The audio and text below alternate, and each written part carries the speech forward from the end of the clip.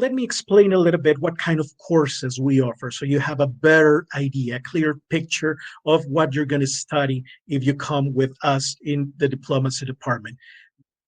For the master level, of course, it's usually a 2-year program, and this also it's divided into required elective, and elective courses. So there are 3 required courses for these 2 years of studies that we usually expect students to complete. These research methods, naturally, it's international relations theory and its cases of the International Court of Justice. For required elective as well, we also require students to choose one of the many area studies that we also open for master levels, together with international organizations or international political economy.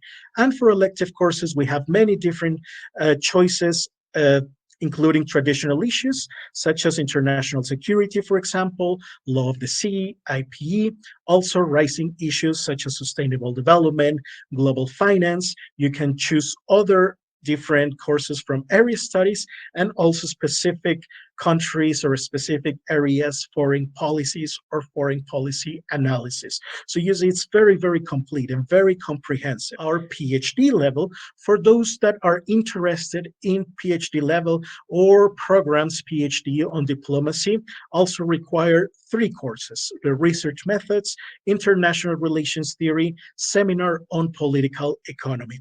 It is also important to remember that for both the master program and the PhD program, students are required to write a dissertation, a thesis, a master thesis or a PhD thesis. And in this case, if you're not confident enough that your Chinese is advanced enough to write a dissertation, of course, we allow students to write their dissertations in English. So you have this kind of advantage. And of course, we also still offer some of these courses in English. But remember, as I emphasized earlier, it is important that you have certain level of Chinese proficiency because still many of our courses are taught in Chinese. Finally, the admission. But for master program, there's no online interview. There's only the review of application materials. So you need to have, again, language proficiency materials and materials about yourself. And obviously for master program, part of the big part of the program is writing a thesis. So you would need to have a research proposal highlighting what giving the idea of what you plan to do for your research. And that is how we can assess whether you are a good fit for our department. And moving further to PhD program, very similar to master program, only review of written materials. And the application material is also quite similar, both in terms of language, in terms of introducing yourself. And there is also obviously the requirement of a research proposal to highlight what you want to do for your doctoral thesis. So these are just some of the highlights for the admission requirements and details. Again, you're very encouraged to check out more detailed information on the university's website.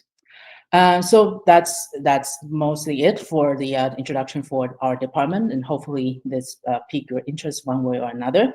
And this is a QR code that leads you to our department's website. So if you have any questions about what I just said, or just about our department in general, you're very welcome to contact the department, or you can find me on the website as well. You're very welcome to send me an email if you have any questions about our program.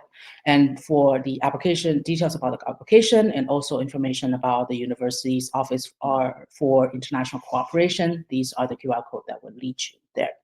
So with that, I'll end my presentation here, and thank you very much